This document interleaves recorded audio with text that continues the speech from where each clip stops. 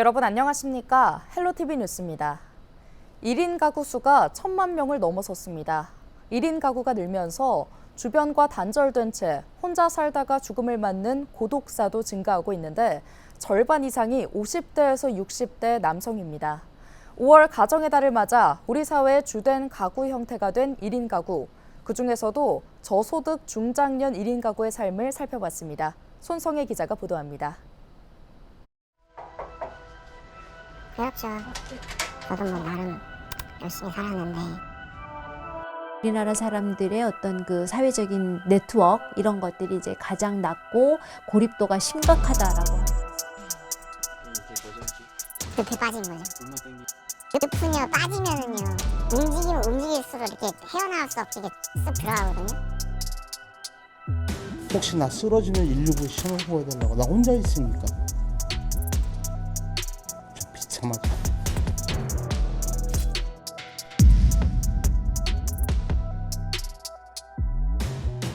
일 인 가구가 해마다 가파르게 증가하고 있는 가운데 혼자 사는 사람들의 외로움과 고립이 사회적 문제로 대두되고 있습니다. 고립이 심해지면 고독사 등에 내몰릴 수 있기 때문입니다. 서울 은평구의 한 다세대 주택. 최기훈 씨가 혼자 사는 집입니다. 최 씨는 사업 실패와 이혼을 겪으면서 혼자가 됐습니다. 운동선수를 꿈꿨을 정도로 건강했습니다. 그러나 지금은 당뇨합병증 때문에 일을 할 수 없는 처지입니다. 임대주택에 기초생활수급비로 생활하고 있습니다. 부모님 돌아가시고 난 뒤부터는 이제 제 혼자 생활을 계속 하고 있는 거죠. 네. 얼마 안 돼가지고 바로 뭐 기러기 했다가 그다음에 이제 갈라섰죠. 좀 사기도 당하고 그러다 보니까 이제 좀 여력이 좀 많이 없어진 거죠. 없어지다 보니까 가족들한테 피해 주기는 싫고 이래서 헤어지게 된 거고요. 다시 일어설 기회를 기다리고 있지만 뭐 지금은 뭐 다 부셔지고 찌그러져 있는 상황이지만 그거 아닌 경우에 뭐 다시 일어설 수 있다라는 생각도 하고 있고요. 그래서 서서히 지금 준비 단계에 있고. 고립에 대한 두려움이 있습니다. 소외가 된다고 봐야 되죠. 네. 어떻게? 혼자 있으면 고립이 되니까 솔직히 뭐 사람들을 만나는 것도 쉽지 않을 것 같고 대인기피증이 생기지 않을까라는 생각이 들고 있습니다.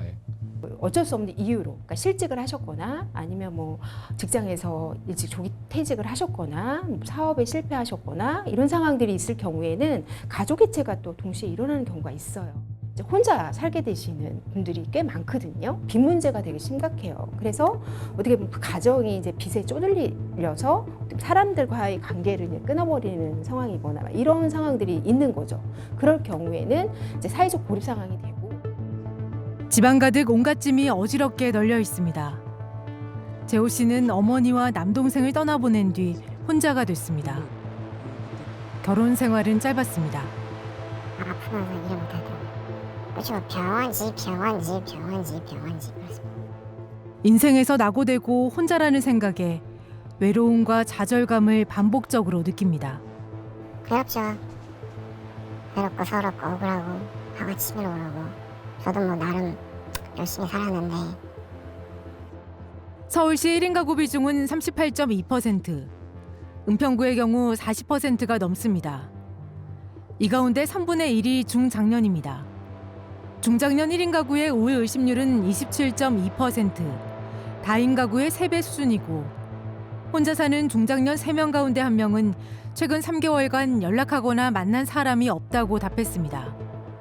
정부와 지자체에선 혼자 사는 사람들의 사회적 고립을 막기 위한 다양한 정책을 내놓고 있습니다. 하지만 사각지대가 생기는 게 현실입니다. 뭐 청년들 같은 경우에는 어떤 이유로 고립될 거다라고 하는 관심들을 많이 갖게 되지만 또 노인도 마찬가지고요. 그러나 중장년 같은 경우에는 그럴 거라는 생각들을 별로 안 하고 있는 점들이 가장 큰 것이 아닌가 그렇게 생각이 되고.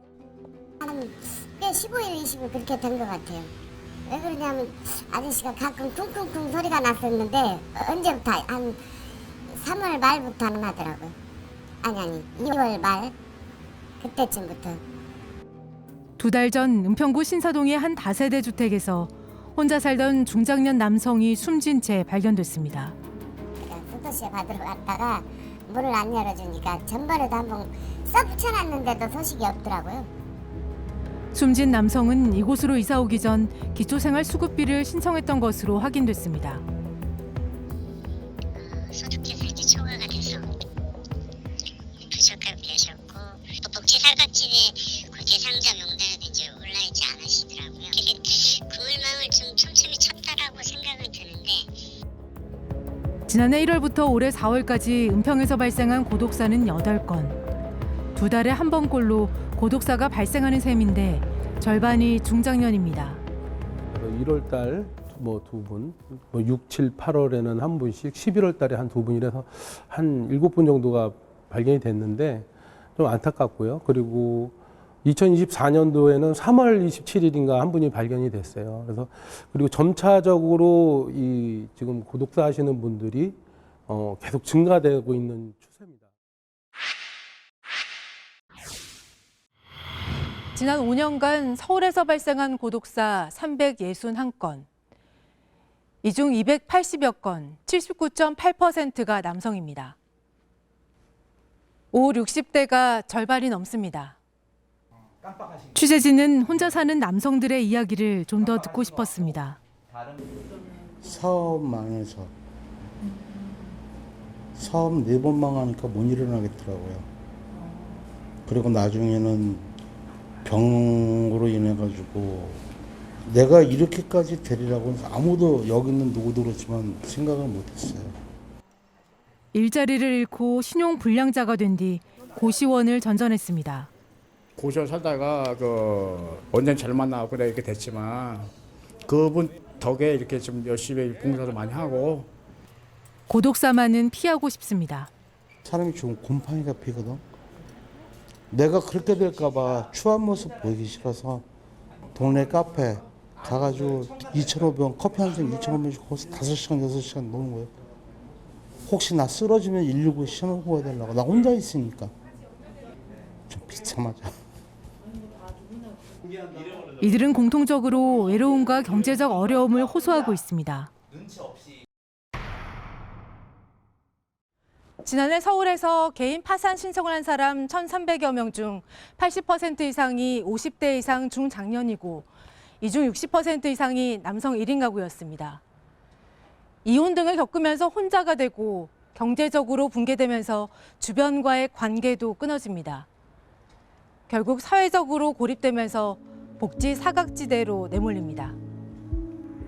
취재진이 재호 씨 집을 다시 찾은 건 지난 1월, 6개월 만입니다. 집안에서조차 세상과 담을 쌓고 있는 것처럼 보입니다. 스스로 벗어나기 힘들다고 말합니다. 늪에 빠진 거죠. 늪은요 빠지면은요 움직이면 움직일수록 이렇게 헤어나올 수 없이 쓱 들어가거든요.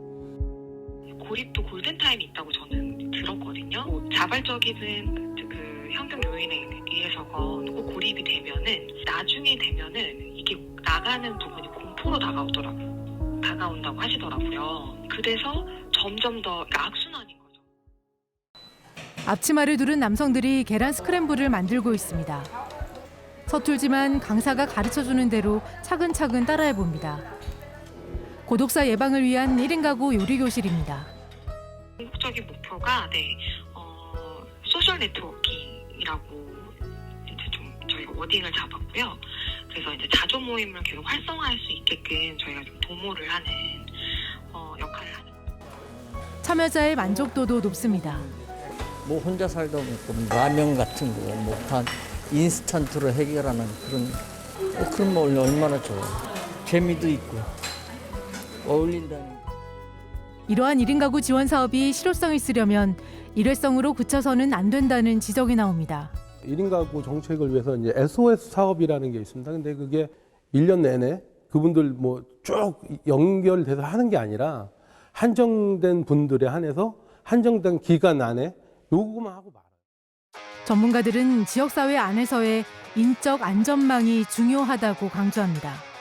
이제 우리가 지역을 중심으로 이야기할 때는 그런 공동체성의 회복 이런 게 이제 중요할 거다라고 이야기해서 지역 주민들이 좀 서로가 내 이웃에 대해서 좀 관심을 갖고 관련된 시민단체라든지 민간 다양한 기관들, 영국이 그렇게 하거든요.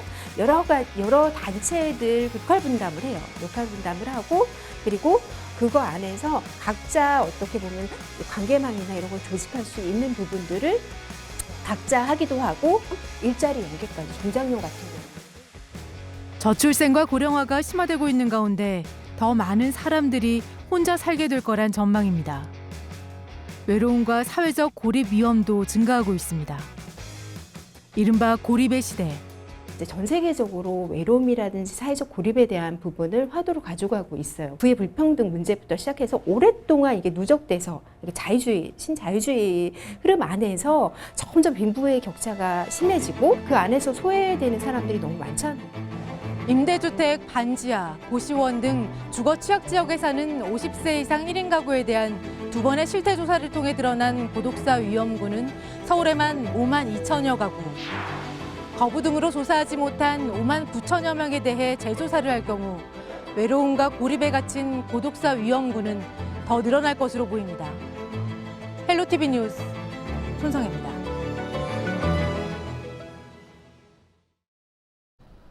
노후주거지가 밀집한 은평구 가련동 일대가 최고 18층 900가구 규모의 주거단지로 탈바꿈합니다.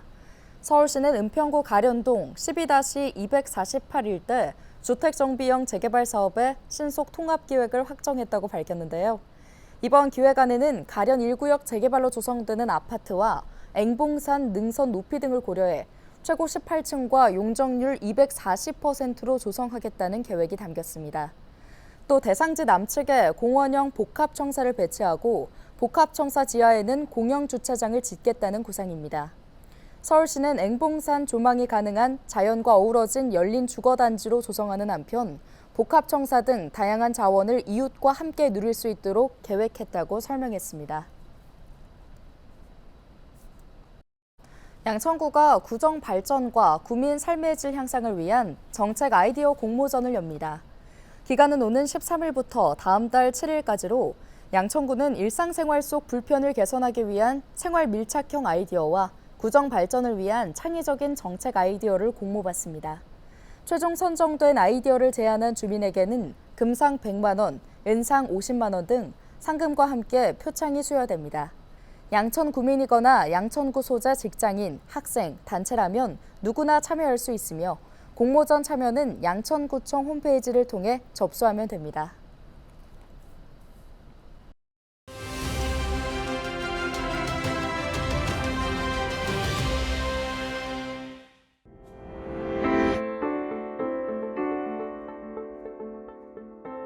여러분들은 아파서 병원에 갔는데 외국 의사로부터 진료를 받으신다면 어떻겠습니까?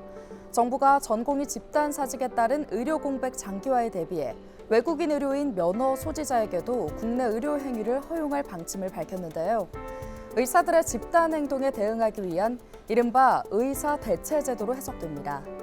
보건복지부는 외국 의사의 경우에도 환자 안전과 의료 서비스 질이 보장될 수 있도록 진료 역량을 갖춘 경우에만 승인할 계획이라며 제한된 기간 내 정해진 의료기관에서 국내 전문의의 지도 아래 사전 승인받은 의료 행위를 할 수 있도록 관리할 것이라고 설명했습니다.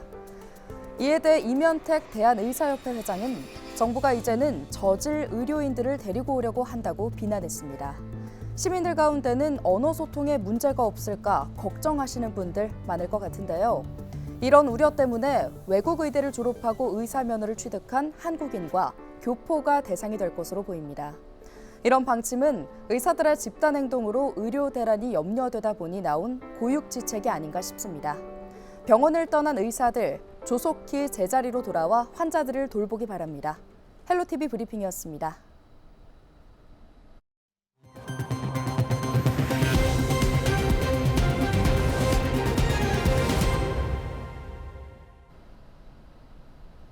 오늘 준비한 소식은 여기까지입니다. 함께해 주신 여러분 고맙습니다.